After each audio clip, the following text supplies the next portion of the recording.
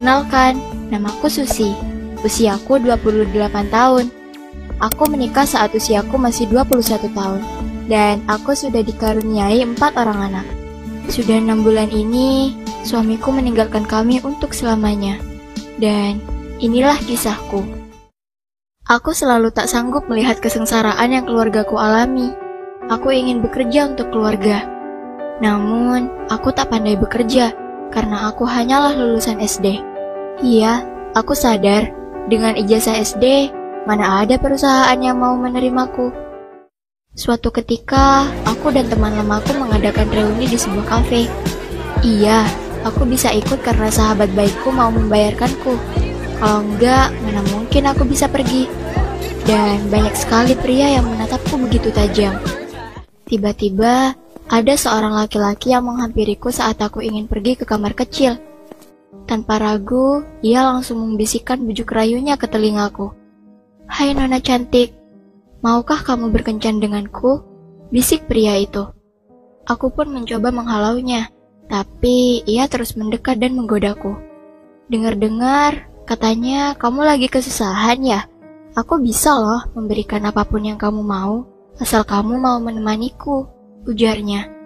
"Ini nomorku, kalau kamu sudah siap, hubungin aku ya," kata lelaki hidung belang itu.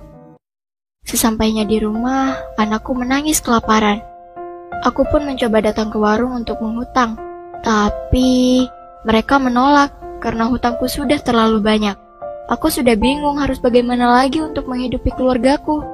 Tiba-tiba, aku teringat dengan lelaki hidung belang yang berusaha menggangguku tadi. Tanpa pikir panjang, aku mencoba menghubungi lelaki hidung belang tersebut.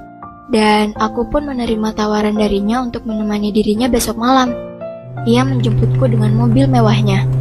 Selama di perjalanan, ia sudah mulai meraba-rabaku. Hatiku pun hancur. Aku merasa bukan ibu yang baik untuk anakku. Tapi, apa boleh buat? Hanya ini cara yang bisa aku lakukan untuk menghidupi biaya keluargaku. Dia pun membawaku ke suatu mall. Ia memberikan beberapa pasang baju yang sangat seksi. Setelah itu, ia menyuruhku untuk mengganti pakaian lamaku dengan yang baru. Aku bisa melihat bagaimana wajahnya yang tampak senang setelah melihat aku berpakaian seksi. Lalu, aku dibawanya ke sebuah tempat karaoke. Ia kembali beraksi dengan berbagai macam cara agar bisa menggerayangi tubuhku. Aku hanya bisa terdiam dan tersenyum, sembari menutupi luka di hatiku. Aku ingat, ketika itu sudah lewat tengah malam, ketika ia mengantarkanku pulang. Aku pun kembali berpakaian biasa agar orang rumah tak curiga dengan apa yang aku kerjakan di luar. Tak lupa, ia memberikan upah yang begitu banyak kepadaku. Keesokan harinya, aku pun belanja begitu banyak makanan, dan tak lupa membayar semua hutang-hutangku.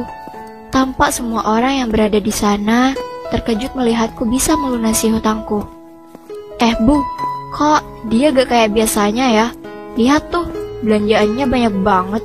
Jangan-jangan, bisik ibu-ibu yang ada di sampingku. Aku pun langsung pulang dan coba tak menghiraukan mereka. Anak-anakku tampak senang melihatku membawa banyak makanan. Mereka pun makan dengan lahap. "Mah, besok makan enak dan banyak lagi ya, Mah," ujar anakku.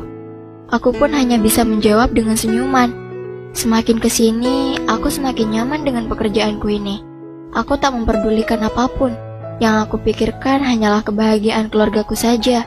Hingga suatu ketika, aku pernah bermalam di sebuah hotel dengannya. Ia pun semakin ganas. Bahkan, kita sampai berhubungan badan. Setelah 1 bulan, aku positif hamil. Aku pun langsung memberitahu dia. Namun, ia menyuruhku untuk menggugurkannya. Aku pun meminum banyak obat agar kandunganku bisa gugur. Daripada aku menghidupi sendiri dan susah buat mencari uang, terpaksalah aku gugurkan kandungan ini. Setelah kejadian itu, aku tetap terus melayani lelaki hidung belang itu. Apalagi setiap uangku menipis. Aku sudah tidak segan untuk menelponnya. 28 tahun. Aku tak pernah merasa menyesal saat usiaku atas apa yang aku jalani ini. Dan aku tak sedikit orang yang mencibir keluargaku. Sudah 6 bulan ini, hasil dari apa yang sudah aku lakukan ini telah membuat hidup keluargaku menjadi lebih baik. Dan kami pun bisa membeli apa saja yang kami mau.